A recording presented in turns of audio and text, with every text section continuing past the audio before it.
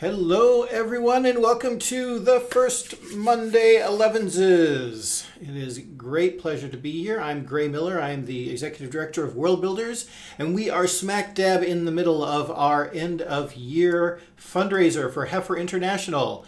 And to give you all a quick update, our current fundraising is at $641,968 raised. Considering our initial goal was $500,000, we are so grateful for all of the help that has gone into this. 100% of that money will go to Heifer International. And for every $10 people donate, they have their name thrown into a prize draw for awesome prizes.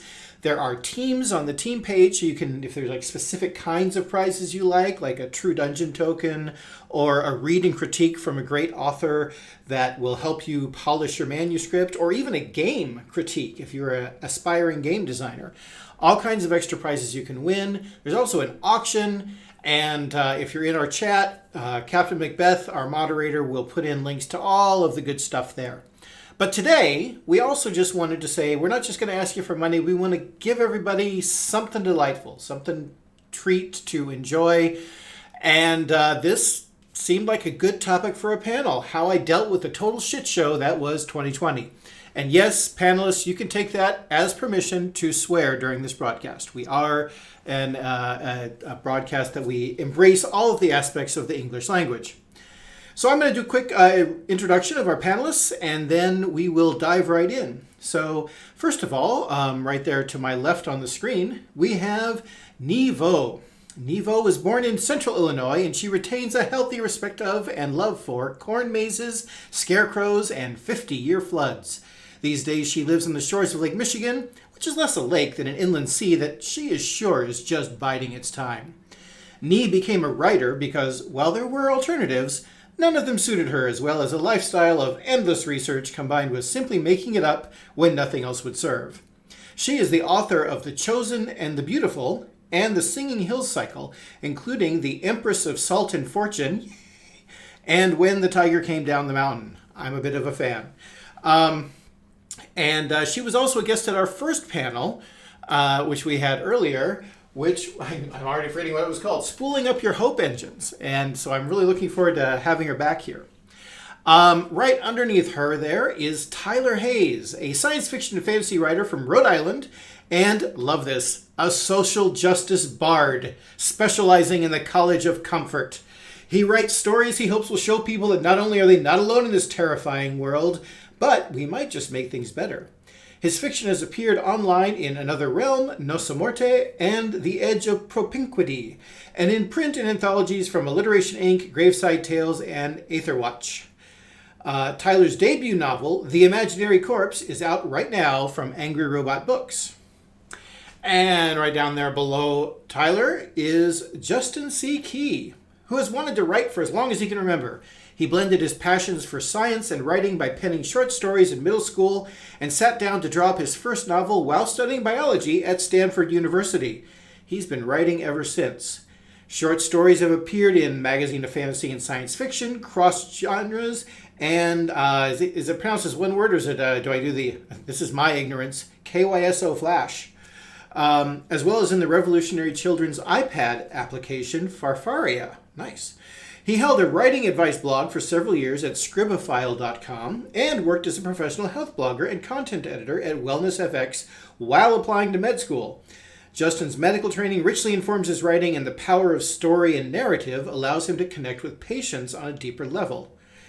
Justin lives in Manhattan with his wonderful wife and two sons, and even as a full-time resident physician in psychiatry, he finds ample time to write. Just don't ask him how he does it. He wouldn't be able to tell you. I was about to ask you how you do all that together, so that's a good boundary to set there. And finally, I'm so glad to have our moderator for today, Jennifer Kretschmer, a producer, writer, and performer with nearly 20 years of tabletop gaming experience as a player and DM. She writes and consults on tabletop content, is regular on convention panels and shows about tabletop RPGs, appears weekly on D&D Beyond's live stream tabletop show, Silver and Steel, which is a great show, and is the creator and executive producer of Monsters and Fables for the official D&D channel. She's worked in front of or behind the camera on more than 1,000 episodes of television. An actor in The Dollhouse, Veronica Mars, producer of Let's Make a Deal, My Partner Knows Best, and is currently adapting pop musicians Light's graphic novel Skin and Earth for television. Jen is an ambulatory wheelchair user with Ehlers-Danlos syndrome, the creator of Accessibility and Gaming Resource Guide, and is a passionate advocate for disabled accessibility, inclusion, and representation in media. And we are so happy to have all of you here. And this is my cue to disappear into the ether. I'm going to be the geek in the van, the Git V, and I will be running things behind. And feel free to call me back whenever you get tired of talking, and I'll bring everybody up to date on where we're at. So thank you all. And with that, Jennifer, I'll turn it over to you. Awesome. Thank you so much, Greg. And hi, everybody. Good morning. Thank you so much for being here. And it sounds like we have such a panel of underachievers. Such a shame that nobody does anything with their time. I think that's actually a really interesting place to start, because this has been a year of a lot of changes for people, particularly people who tend to keep busy. So let's start with what has been for you the most impactful element of what's been going on this year.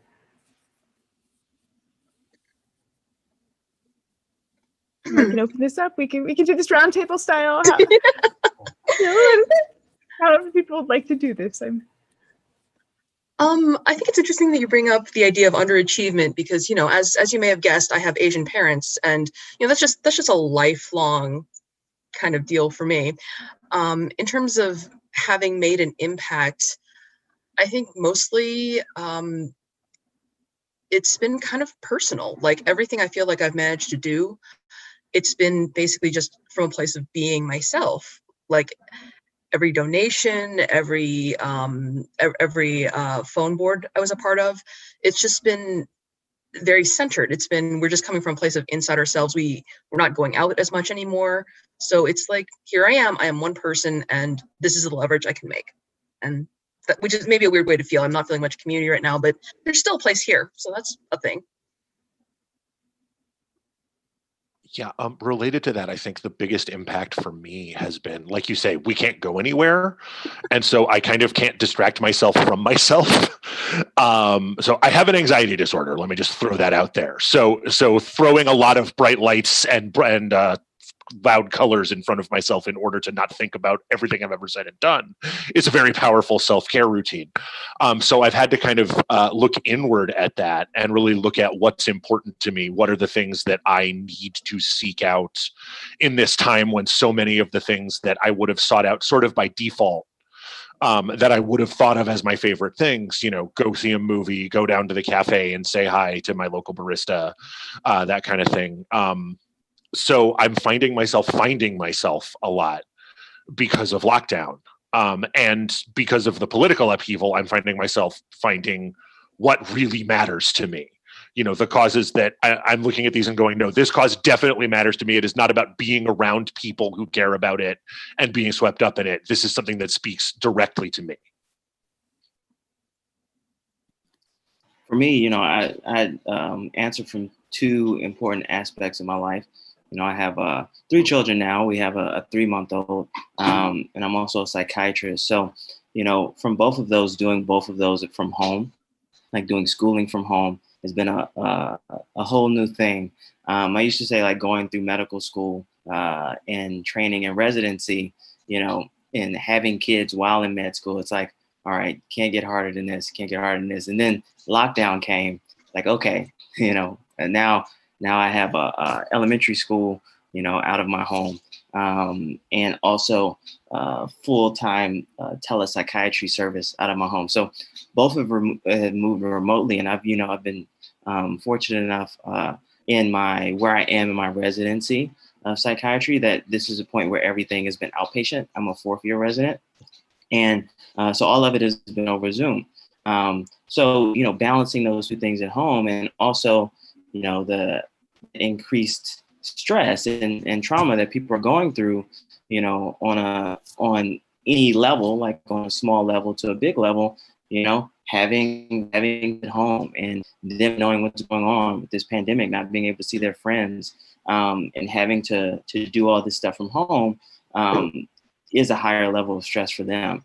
And then on another side, like having a panel of patients who, you know, are already dealing with a plethora of things, and then, you know, having this pandemic come on, and then how do we manage that from remotely, and then me being in the middle of this, and, you know, being human, being worried about the pandemic, being worried about my family, being worried about the things that came to the head in the summer, and then the election and all those things, trying to kind of find a balance between a person who is experiencing all these things, and my job is also to help other people through experiencing all of these things. So it's been I think it's been a very, at least in being a father and a psychiatrist, it's been a privilege to be in this role and experience this, and sometimes it feels very heavy too. So that's been, I think, the biggest thing for me with 2020. Yeah, I think that's all. That's fascinating. I can't imagine trying to treat patients while having that small children running around. That's incredible. But it's been, I mean, on my end, it's been a huge adjustment. I have, as Gray mentioned, I have Ehlers-Danlos syndrome and a number of other conditions. So I'm immunocompromised. So I live alone, and I haven't been able to leave my apartment in 9 months. I haven't been able to see friends, family. I have to have everything delivered. It's been this very strong shift in becoming more dependent on other people, which was a very strange thing for someone who had, prided myself on my independence on a lot of these things. So I think for me, that's been a really tough shift. But I think also, and this is going to segue into the next question, which is what's been the biggest kind of lesson that you've learned from this process? The thing that's been so remarkable for me has been the opportunity to learn to really dig in, especially with everything that was happening in the summer, to really be able to dig into doing, beginning a process of learning and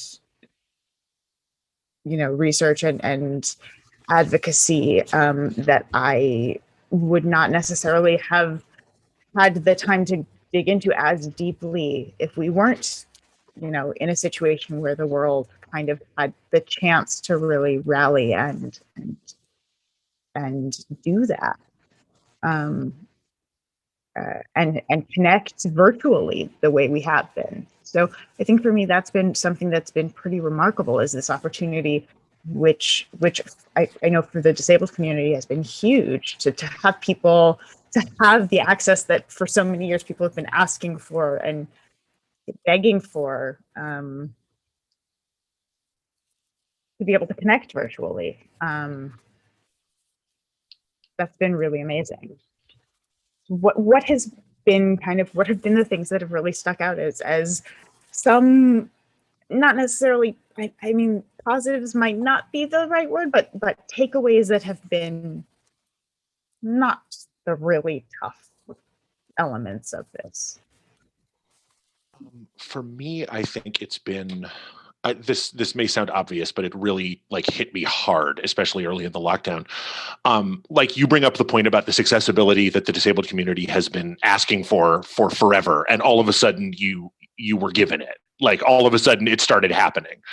Sorry, I don't want to say you were given it as though, oh, it's all solved, we fixed it, but the ball started rolling.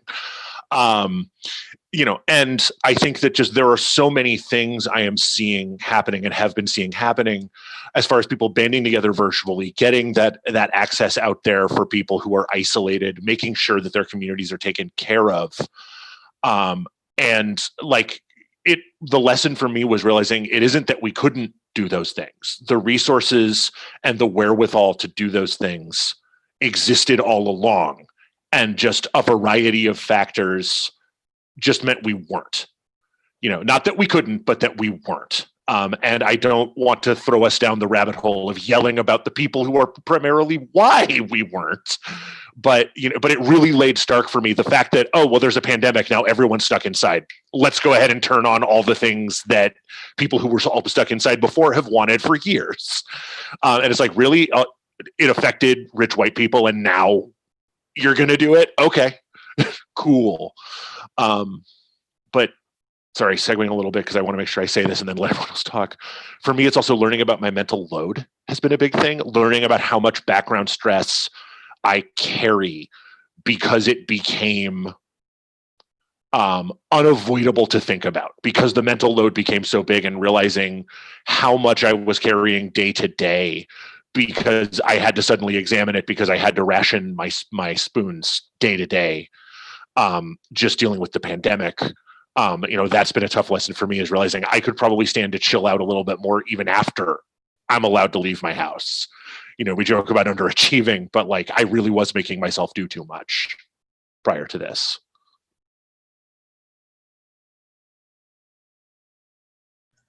Well, the first thing I learned shortly after the pandemic started was the fact that if you boil a sweet potato and you mash it up and you puree it, it actually makes a really fantastic muffin. So that's from me to you. It's better than pumpkin. It holds up to spices really well. It's fantastic. And it's a lot of vitamin A. So, take care of yourselves out there. And second, I think what I learned is I am so angry. I'm a fairly gentle, kind of soft human being. And, there's been a lot to get mad at this year, but I think I've always been angry, and I am angry all the time. And I've been using it to fuel stuff, but this year I've just had to kind of sit with it and, force it into things like arts and crafts and phone banking and dressing my cat. And, it's for me, I think I don't think I'm alone in this one. I think that a lot of us are sitting with a lot of anger this year. And I think that as this goes on, and as it has gone on, we're learning to, and we need to learn to use that anger rather than just, sitting here and, as they say in Futurama, just letting it quietly become mental illness. I want to assure you are not alone. I am also realizing I'm extremely angry, and that while I am a kind, soft person, the things about me that make me kind and soft make me that much angrier because I see the world through that lens. Yeah, I think that there's definitely a fundamental disillusionment with humanity that's been happening. Watching people just have a callous disregard for the safety of other people, and also just really all of it. No, I'm sorry, it's Justin's opportunity to speak. Yeah, and apologize for any background noise. Kids on break. But for me, one thing and speaking to kind of what Tyler was talking about from provider standpoint, just seeing how, opening up access to care to people, because, I'm actually in LA right now. I transitioned to UCLA, and I don't speak for the institution as a whole or anything like that, but my experience there, being outpatient, being in Westwood, all of the traffic, and just, seeing some of the barriers, in terms of people being able to get there, like find parking, and then sometimes they're late and you might have to rush, or, something might have just been happening that day. And now, literally, like, patients, for whatever reason, could have forgotten about the appointment 5 minutes before, but they really just have to kind of like, either pick up the phone or get in front of a computer. And, that eliminates, I think, a lot of the stress of going, and also, allows me to also meet people where they are, There are definitely some cons to it, and what things we're working through. Definitely had a few appointments with patients where they might be riding in a car or kind of walking down the street, and it's like it'd be a little bit better if we were kind of stable, in a place that I can hear you and you can hear me. But I think that no-show rate has gone down a lot, and then thinking about how across the country, like that can increase access to care. And one thing I'm hoping is that once this pandemic is behind us in whatever way, that the lessons that we've learned from this, not just in healthcare, but in things like the other things I've been to, like the cons, being able to increase access to that we continue to do it, because we've been forced to show ourselves that we're able to do it. And I really think that going backwards before and saying like, there's no pandemic, we can only do this if it's in person would be, I think then it would show us true colors, that the reason may not be just a quality of care, maybe something else. And what is that something else? Is it insurance incentives? Is it something else that has to do with monetary gain or what have you, or like archaic thoughts? Like we've opened the floodgates. So how do we make it work? How do we make it work in the future? And there definitely still, like I said, there's some cons. There's definitely a lot of patients that I wish I would be able to see in person, or maybe better able to kind of serve them in person. And we're working out how to do that too, how to do that in a safe manner. But I found mostly that, I'm able to help people more by not requiring them to kind of come to me, come to the central location. So I hope that we learn from that. Yeah, I think there's that ability and what that does in terms of connecting people and giving people access. And in LA, I'm also in LA, limiting the amount of time that is required to get to appointments, and that that spend has been really lovely to be able to kind of just, you roll out of bed and you can be at the meeting, but also just who it gives that access to. I know it's also challenging for a lot of people when you have kids at home, or if there are all sorts of reasons and financial barriers that you're looking at when you're needing to have a place to be able to connect, and the technology and internet and so on and so forth. But it's definitely for many people has created opportunities, I think, that were there, but people weren't willing to consider as viable routes. Let's talk about kind of what has been helpful. What are the things that have helped you cope with this? What are the things that are giving you joy and comfort and making you feel good when things are rough on those days that are tough? What are your coping skills? And in particular, Justin, I want to get to talk to you after this about specifically what kinds of coping skills are the most effective when you're dealing with active trauma, and then kind of processing this moving forward, because that's something obviously we're going to be dealing with for a long time.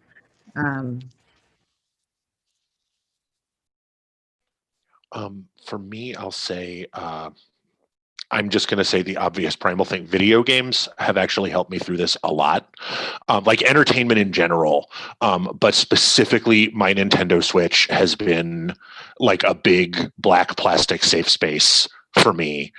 I've been very careful about curating what I'm playing. I'm really attuned to my mood, and it is something I'm willing to let myself default to if there's nothing I have to get done. If I don't have a deadline, if I'm not in the middle of cooking dinner and I'm just feeling kind of ragged, I'll go sit down and I'll play Hades for 30 minutes or Animal Crossing. Those are the two big pillars of self-care there. And that actually really does help a lot. Just letting myself go and getting to just do something fun that does not have impact for just a little bit of my day.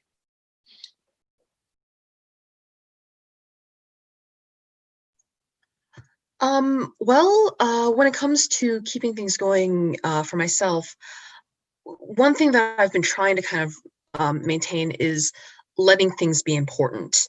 Because right now it feels like there's nothing important. How in the world is anything important when there's all of this going on, right below my window, right outside my door? How do we keep making things important? And that's I see that a lot on, especially on writing Twitter, where we're like, oh my God, how is my book important? How is anything important in light of all this? And you have to, I mean, this sounds a little weird to say, but I feel like even if it's not important in the grand scheme of things, nothing is. We have to pretend. We have to pretend with all of our might that this thing that is important to us, and have the faith that it's important to other people as well, and that there is a certain amount of faith in that. I'm in this very weird position that my first book came out about 10 days after lockdown, which was horrifying. And my next book is coming out tomorrow. And there's the lockdown, this pandemic is not over yet. And every time I promote it, every time I talk about it, every time I say, please, please, please buy my book. I think it's important. I think it's good for you. I think that you'll find some joy in it the same way I had the joy in writing it. And I have to have faith that I have to keep saying that. And I think that's important especially for other creators. We have to have faith that the things that we love are still important. They might be different in scope now. They might be, other people might not have the bandwidth for it, but they are still important. And even if we don't feel it, we should at least pretend that's how we feel and move forward. Yeah, God, before we move on, sorry. Where can people get your book tomorrow? Yeah, it's When the Tiger Came Down the Mountain, and it can be ordered.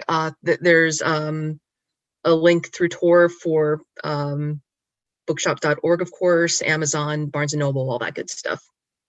Oh, I could have done that better. That was. Can I get a do-over? That was not impressive. Absolutely, 100%. No, it's fine. It's I mean, it's like Nevo available where all bookstores are, wherever they are now.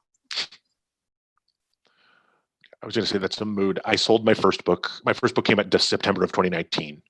I have not sold another one yet because just everything has been delayed by the pandemic. And it's just been really hard not measuring myself against my friends who had their first book come out in early 2019 or years before that, and going like, well, they already had their next deal lined up, but they had already, gotten the sequels greenlit, et cetera. And I'm trying to remember, nothing is normal right now. 2020 is the buy year for every single creative in this industry. And the fact that I am just still writing and that I didn't curl up in the fetal position and say, yeah, no, I'm just a potato now. My job full time is to be a tuber, is a victory. And I'm trying to really hold on to that as I keep working forward. Oh my God, aren't our friends cool? They accomplish so much. Right? It's amazing. I had a deadline right when I went into quarantine on something that is a big deal for me. I have 2 things coming out next year. And one of them was on deadline right when we went into quarantine. And it was it's the hardest thing, one of the hardest things I've ever done. Congratulations to you for doing it. Oh, thanks. Yeah, it was rough. Actually, somebody's in chat who was there for me when I had a full-blown meltdown. Because it just, my brain stopped functioning. I mean, I think I don't want to speak for everyone, but I know many of us are struggling with executive functioning and getting, anything done, processing, encoding memories, all of it. But also there's this thing in terms of the comparison thing. TV production has gone back into work. And so a lot of people I know are back at work, and I can't safely go on set. And so I'm losing time in my career, which in TV, you don't work for a while and it's really hard to get back in. And it's like, well, maybe I won't have a career when this is over because I won't have had that. And that's a weird piece of this to grapple with, and to look at the state of things and how the world is changing. So much empathy for that. I'm not in the same place. obviously, totally different situations, but a similar thing of just going like, is it going to be okay that 2020 was a year where I didn't have anything come out? Like, will we grade on a curve and go back and go, okay, well, Hayes didn't have a book come out in 2020, but no one had a book come out in 2020 unless they wrote it in 2019? Or is it going to be, well, there's that huge gap in his resume, and like fretting about that has been the source of, as you say, a meltdown or two as I go like, oh my God, I need to sell something. And then my agent going, selling something just to sell something does not help. Don't do that. So just I'm trying to say this and I'm babbling a little bit. I'm so sorry. Yeah, I'm sorry. I didn't explain executive functioning. Justin, do you want to explain executive functioning? Since you will do a much better job than I could. Yes. So executive functioning is basically, the skills that we have for working memory, self-control, flexible thinking, just the things that we need to do to manage daily life. So like people that have problems with executive functioning, it's hard for them to focus, handle emotions, do other things. So it's just, it's really kind of our ability to use our knowledge, use our memory, working memory to kind of go forward and do all the things that we may sometimes take for granted in life, just to kind of complete a task from cooking breakfast to launching and completing like a complex project. So yeah. And then going into mine, well, the question was coping. So there's been a few different things that I've done through this year, and it's evolved. It just so happens that in January 2019, my New Year's resolution was to get back into a healthy routine and go to the gym. And I'd actually been on 14-month like streak of doing really well, going to the gym, like eating really well. And then, pandemic came, everything shut down. And then trying to do that from home. I was actually pretty good at continuing to do that from home until July. And then since July to up to 2 days ago, just completely fell off. And in the beginning of it, I think that being able to continue with that routine was very helpful to me. Just being able to kind of have something that every day that I felt like got my heart rate up, that I knew that I was doing for myself was good and made me feel good. But I also think that into 2020, having grace for yourself. So even though since July I haven't really worked out pretty much at all, still acknowledging kind of the space that I'm in 2020, acknowledging that I have the ability to return to that in the future, and giving myself some grace for all that's happening, like having kids at home, having a new baby, and then I've also applied that to writing. And sometimes it's, I think I'm very much do as I say, not as I do when it comes to this, because I think that the best mindset to have in the beginning was, the not to put too much expectations on yourself. Though at the same time, it was like, okay, now I'm at home all the time. There's no traffic, should I be really taking advantage of this time? Should I be using this time to crank out something good? And I did end up putting a lot of pressure on myself, in terms of writing. And it was a fairly productive year for me, but I think that through it all, kind of also remembering like, okay, if I wasn't able to write this week, I can have grace with myself, for myself. I can, know that there's a lot going on, and know that there's, a lot of other things that I need to take care of, and be able to be okay with that. And I'm trying to kind of continue that as I go forward, because there's always, I think in a lot of things, but in writing, as writers, we can have our success and then immediately look forward to like, well, was that a fluke? Am I going to have success in the future? It's been, because I have I have a number of things coming out in 2021, and I think it's still like, all right, but can I actually do that again?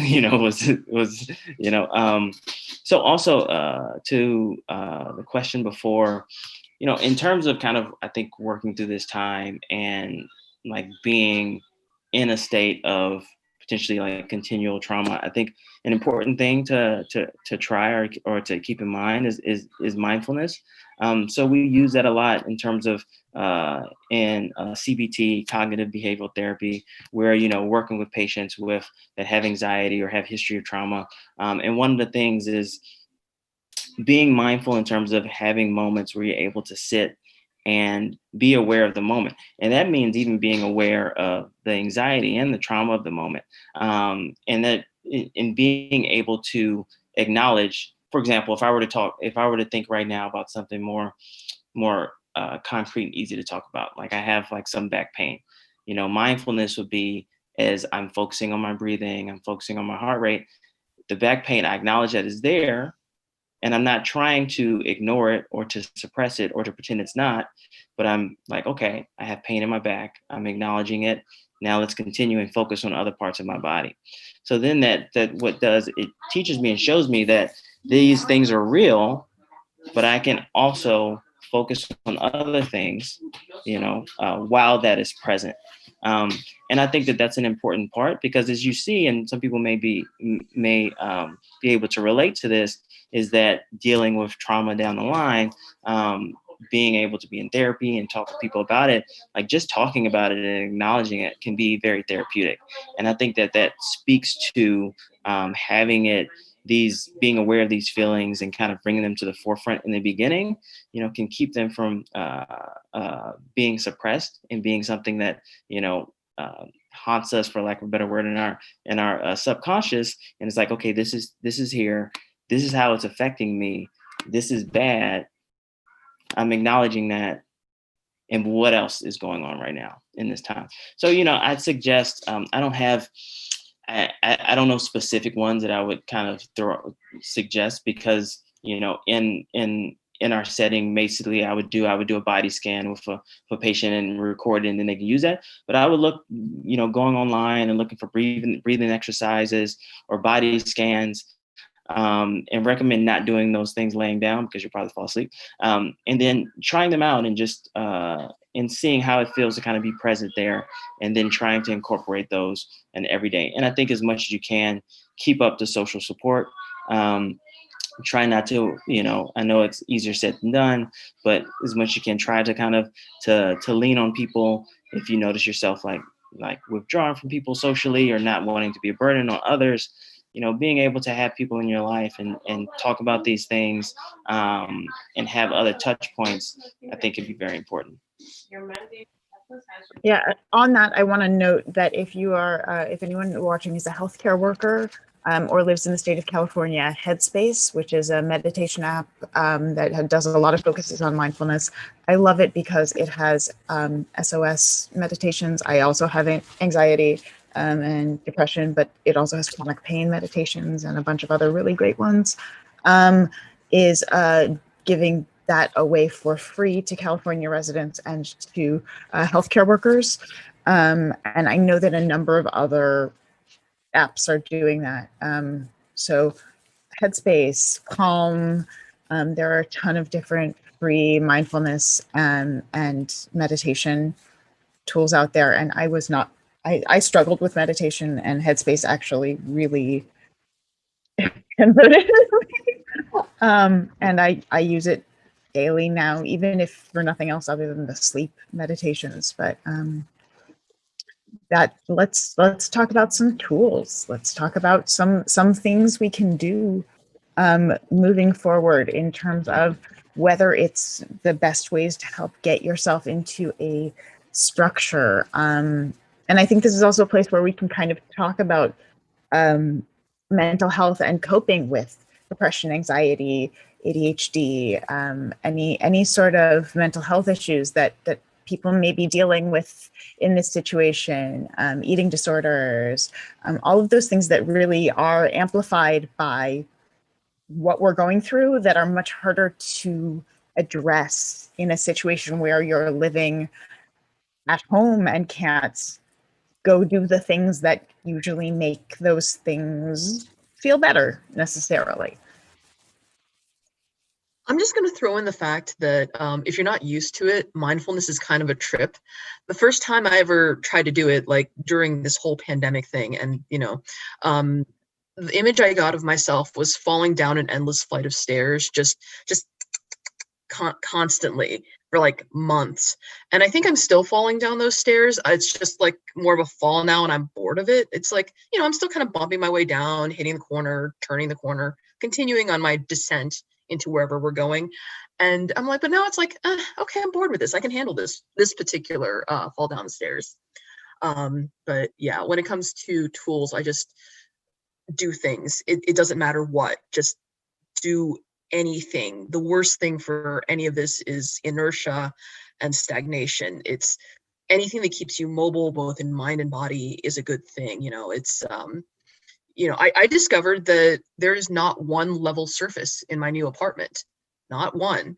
I think I'm wandering around with a level, and I'm like, okay, was this important in the grand scheme of things? But now I know. And, that's kind of where I am right now.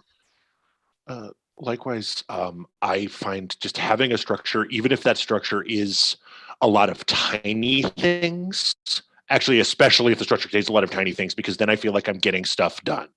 I get the dopamine hit of I did the thing, and that might allow me to, get myself moving and do something bigger that is maybe more consequential. Like, okay, I emptied the Roomba's filter. All right, yes, that took me 3 minutes, but the fact that I did that means I can do a thing. Now I can do the dishes because I know I can do a thing.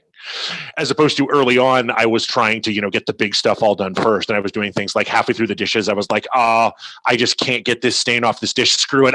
I'm terrible at this. I can't do dishes anymore. COVID took away my dish doing powers. For that, in terms of tools, I want to recommend the Habitica app. Habitica. It is set up like kind of like a very basic RPG where your character gets a class and collects loot and kind of levels up as you do tasks that you structure for yourself.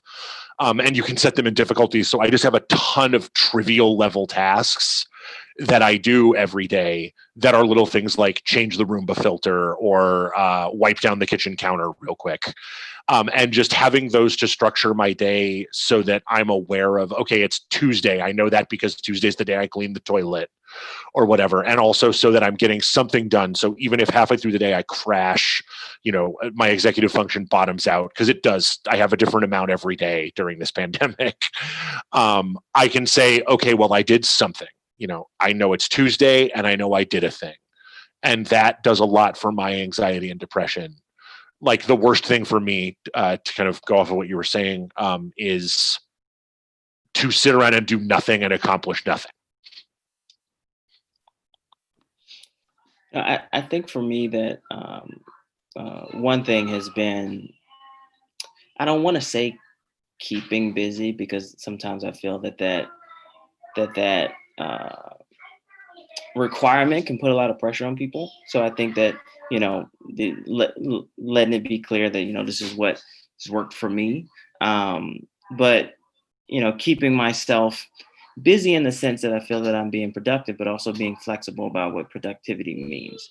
And so, for example, like in the first half of the year, being disciplined, for lack of a better word, for me in terms of like working out, and then that falling off, but then also thinking really, okay, well, I've been, spending more time writing, and I've been doing that like, I've been having a pretty good run with that.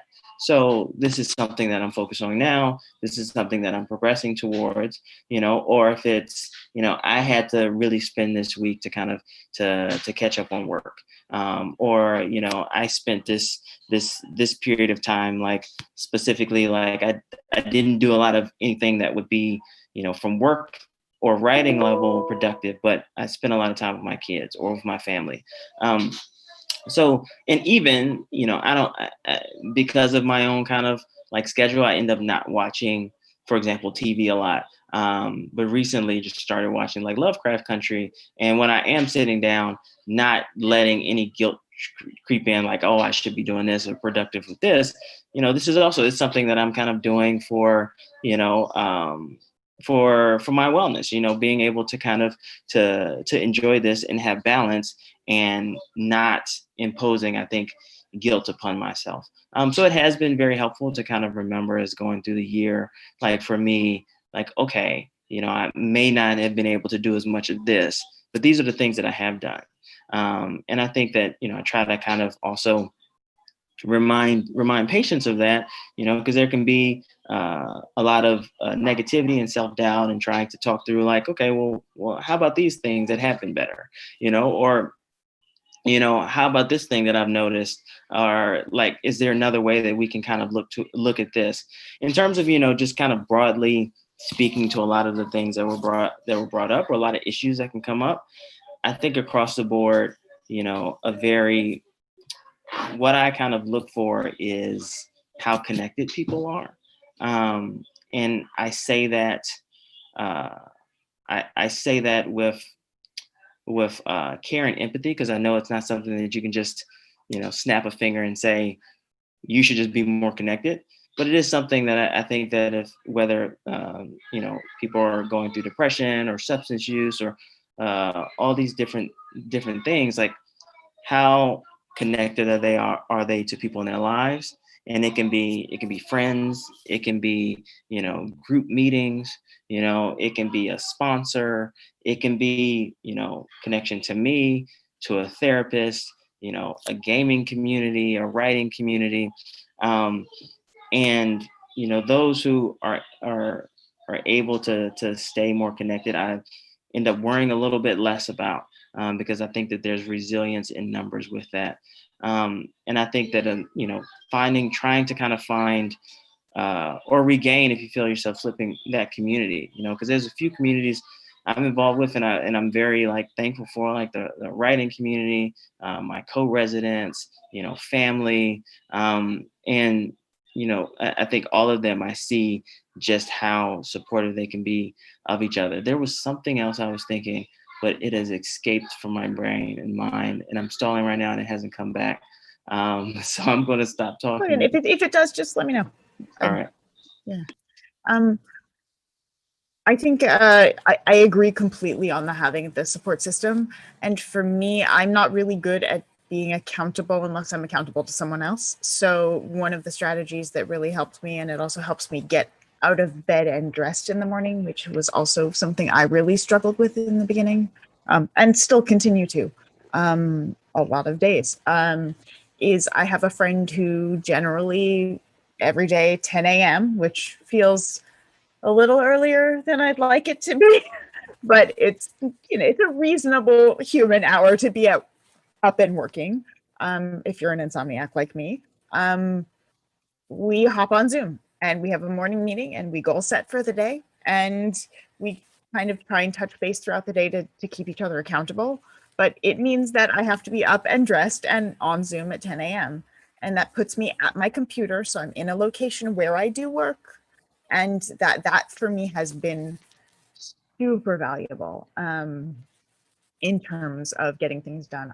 Someone also turned me on to Notion, which is it's like Evernote in some ways. It is, but it has more options. So you can have Kanban boards, you can have timelines, calendars. I use it to log. Because I freelance and I do all of these weird jobs, I have 9 projects that are active right now. And so trying to keep track of what they all are and what has to get done is virtually impossible otherwise. And this has become the place I just put all of the information. It has my to-do list, it has my reminders, it has my deadlines, it has all of the breakdowns for all of the projects. It's all there in one place that I can go to every day and go, okay, well, what do I need to do today? What's due? Where am I in this project? And having a place to externalize that, so I'm not constantly trying to keep track in my own head, has been really valuable too.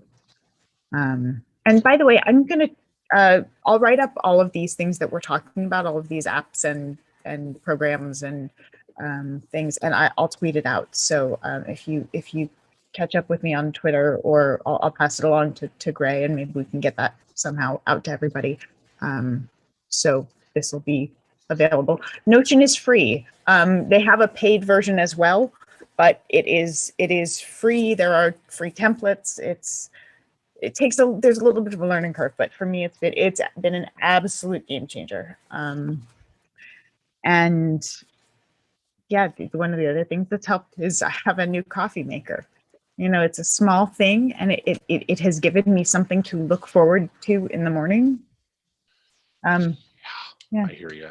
I got really into making French press coffee over the pandemic. Ooh. I already did it, but I really I'm doubling down, and I'm getting this figured out. I'm finding my favorite beans. I'm figuring out the right grind, and just having that to look forward to, not every morning. Some mornings I go throw grinds into Mr. Coffee because that's all my brain can handle.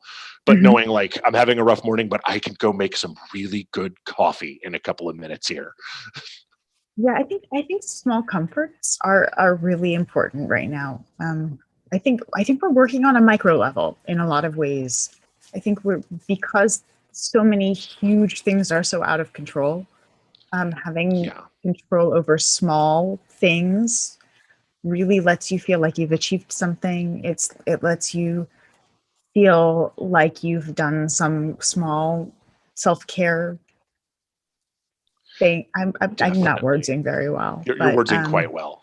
Oh, good. But yeah, the chaos of the world right now, and particularly when you deal with mental health issues or disabilities, this just amplifies everything, and it makes things so much harder because you're working with whatever your own situation is, plus the anxieties and trauma of what's happening in the world, plus the adjustment in routine and the shift to new technologies and the shift to new ways of connecting to people. So I think the small wins, the little things that let you feel like you've done something, like you've achieved something. And I think this is a great time to plug again why we're here today, which is for Worldbuilders, for Heifer, doing small things like a $5 donation. That makes a huge difference.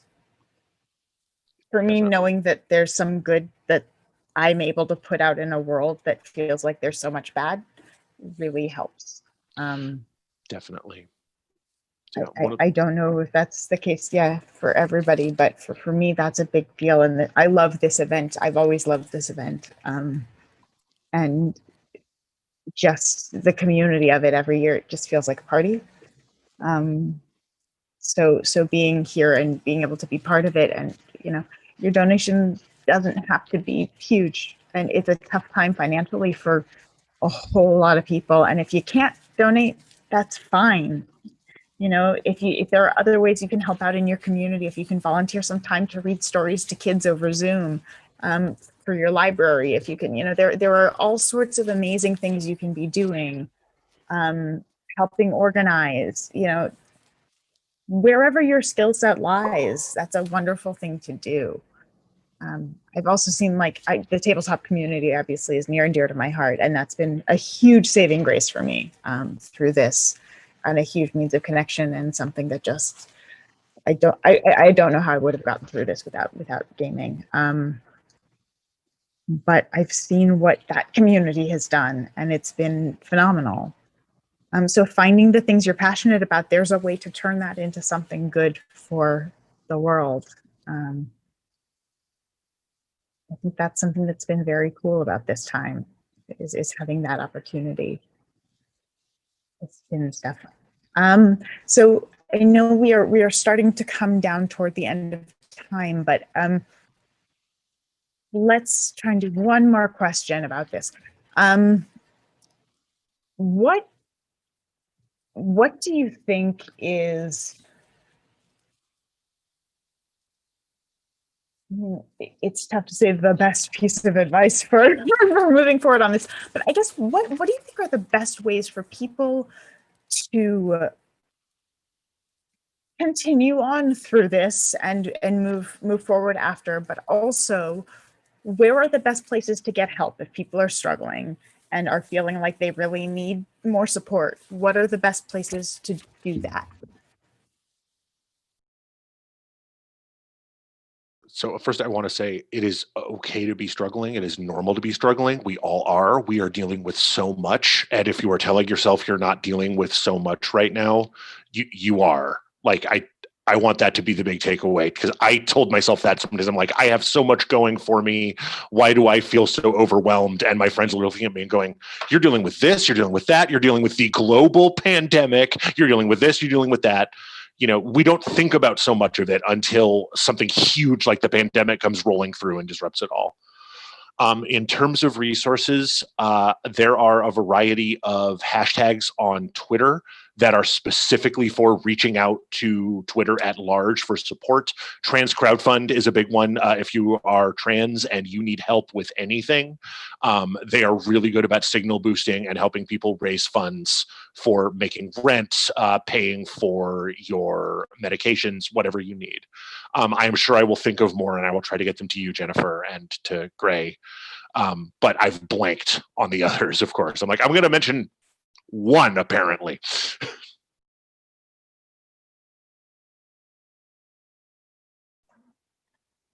When it comes to things that, tools that'll get us through this, I think one thing that I've been trying to keep in mind is a lot of things that previously haven't been our work now, like connecting with our friends, things that, were easy before, and now it feels a bit like a job. Like I do a fair amount of social community building with my friends group, with people we know, and it's kind of my new gig now. It's like, okay, everyone on Zoom at this point, I'm holding a chat, hey, I'm showing a movie, hey, I'm running a game, things like that.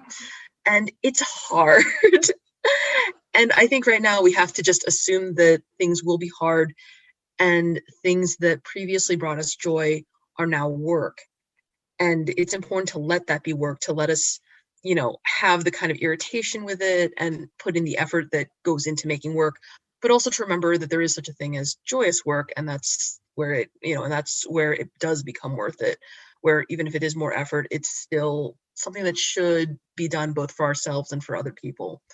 And when it comes to resources, I'm going to be a little paradoxical with this one and say that, one of the best resources for me is actually figuring out where I can help others. It's suddenly I feel less helpless. Suddenly I feel like, okay, I've very lightly pushed the world back towards forward rather, towards a direction that I can deal with. And just, something small. It's, your local volunteer organizations, your local warm lines, which as distinguished from hotlines are more like less emergency lines and more like, oh my God, I need someone to talk to. Your local food pantries, just any amount of difference you make. It's not exactly a sort of pay it forward. And I don't really believe in, helping others is necessarily helping yourself. But we need to see the progress, and we need, I think, as people, especially as creative people, we need to see ourselves making a difference. And that's definitely one way to do it. I think something that I touched on before, I'd say, is in this time, continue to have compassion for yourself, and grace for yourself in acknowledging the difficulty of this time, acknowledging the difficulty of the pandemic, the anxiety, the loss of loved ones, the loss of work, of livelihood, and even if some of those things may not as much seem like directly apply to you, just the anxiety of the situation, the uniqueness of the situation, and trying to remember that. I think especially for thinking of writers and the writing community, and giving self grace in that this isn't if this isn't it doesn't mean that this has to be a time where you're like cranking out that novel just because you're at home. So I think that that's a very important thing to remember. And I would also, co-sign and agree on helping out where you can, and, trying to think of like your position or what you can use to kind of help other people. One thing that I'm thinking about doing is, writing up, and this is my accountability piece. Now I have to do it. So many people know about it, but writing up this informational email just about, for example, the vaccine, just talking about like where we at right now with it, like talking about some of the common like misconceptions people may have, the fears they may have, and also recognizing the validity, given kind of the history of medicine in this country, the validity of those fears, and talking through them and sending them to everybody that I know in terms of my, contact. And just that being is something that recognizing that it's a skill that I've been able to develop with in a more formal setting with my patients, and just also saying like, how can I kind of bring this as something that could be helpful to somebody and make an impact in that. In terms of, tools, this one, it feels a little bit, I don't know, it feels a little bit rudimentary to say, but I know that one thing, for example, trying the therapist that we commonly tell patients is psychologytoday.com. Like you can go there, put in your zip code, and see which therapist may take your insurance. And not everybody is, I recognize that that's not going to be able to be sufficient for everyone. I don't know the exact app and I can look for it, but I know that there are appearing now like different apps that allow you to have different types of interactions with licensed therapists. And I'm not saying that that's like the sure way to go, but I do think that, if somebody feels like that's from experience has been helpful to them or hasn't tried it before, I do think that, being on this side, being both a therapist and because as a psychiatrist, I also see therapy patients, and having a therapist, just the benefit of, being able to talk about certain things in safe space and being able to check in, just especially in this time, can be very beneficial to the people that works for. So I, encourage people to try that, because I know a lot of people may have grown up like thinking that, that's something that that only if something's wrong with you should you be looking into that.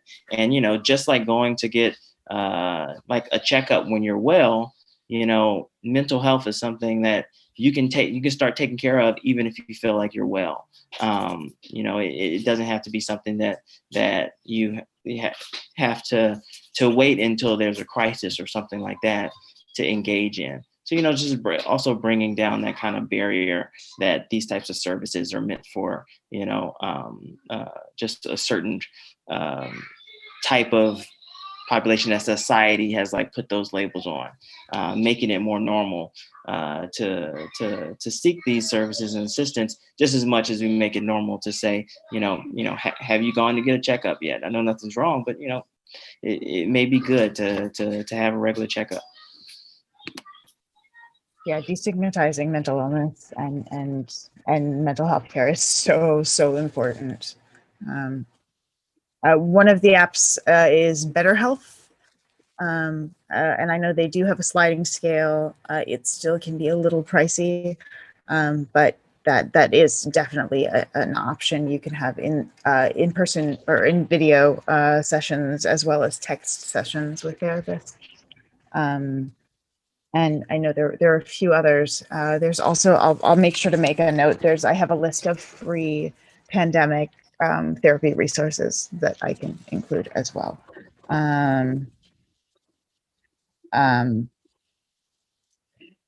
But I want to, sorry, writing this resources. I think that it's really, really important that if you are struggling, that you reach out. There are so many places you can do so. You can call hotlines if you need hotlines. You can reach out through any of the places that we've discussed. I will try and put up some other resources as well that have some places you can contact to either find a therapist who does telehealth, to find a psychiatrist who does telehealth, places that are sliding scale, just to get access to care if you are needing it. And if you are not, if you want to just check in and work on coping skills, get some ideas for books to read that might be helpful, all of that jazz. Also, before we go, I just want to go around and have everyone, where people can find you, if you have something you'd like to plug, where people can find your work, keep up with what you do, and then we'll wrap up. You can find me on Twitter at Nevo Writing and also on Instagram at the same. I have a website, but it badly needs updating, so the social media is probably the best place to be. You can find me on Twitter at @ByTylerHayes, BY, and then TYLERHAYES, all one word. You can find me on Instagram at Tyler Hayes Books, again, all one word. I've got a pinned tweet in Twitter where you can find my book. The Imaginary Corpse is available wherever fine books are sold. It is a fantasy noir about an ex-imaginary friend facing the first serial killer of ideas. There, I did my pitch. I can check that box off. Find me on Twitter, JustinKey_MD. My website is justinckey.com. Currently have a novelette out from Tor.com, The Perfection of Teresa Watkins, and another one, One Hand in the Coffin from Strange Horizons. And coming up, I have a story in FNSF, Fantasy and Science Fiction, in January. Another one coming from Escape Pod in January. Next week, one in Interstellar Flight magazine. And I'm doing a reading at KGB the 16th, so that's next Wednesday. So if you go on my website, that should all be there, or look on my Twitter. Awesome. And you can find me on Twitter as @DreamWisp. You can find me on Twitch as DreamWispJen. On Tuesdays, I am on Silver and Steel on D&D Beyond's channel. I stream on my own channel Monday nights and Wednesday nights. And I will be here a bunch more days this week. I'm here tomorrow, I'm here Thursday, and I will be here Saturday as well. We're going to be doing a bunch of cool conversations, and I think all of you may be in and out this week as well. Yeah. So yeah, it's an amazing group of people here, and thank you all so much for being here. Thank you all so much for coming and hanging out with us and spending time with us today. Please, if you can, this is such an amazing cause. Check out the auctions, get involved. If you can spare $10, you can get entered to win all of these amazing prizes. Donate, please help out. Heifer is such an amazing organization, and this event is such a wonderful event, and it's a delight to see everyone come together and do some good in the world. My grandmother used to say action absorbs anxiety, and I think that's such a wonderful way to take some action in a world that is very full of anxiety and has been indeed a shit show. So thank you all so much. Please stay safe, please stay healthy, please take care of each other and yourselves, and we will see you all soon around the interwebs.